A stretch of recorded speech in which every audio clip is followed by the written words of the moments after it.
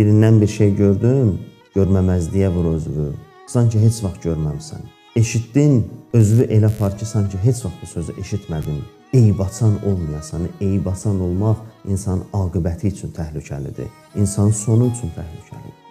Vallah deyirəm ki, bax bu Ramazan ayında insan eyib açdıqca başa düşmür özü üçün nə boyda böyük bir bəla, nə boyda böyük bir əzab, od hazırlayır. Eyib açan insanlar bilmirlər ki, özləri üçün nə boyda böyük bir əzabı hazırlayıblar, öz əməlləri ilə özləri hazırlayırlar. Onun bunun eybinin üstünü açmaqla.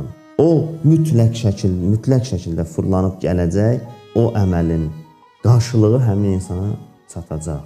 Belə deyil, yəni dünyada eyib açdın, qurtuluş yoxdur. Qaça bilməyəcəksən, mütləq səni yaxalayacaq, mütləq tutacaq səni bir yerdə.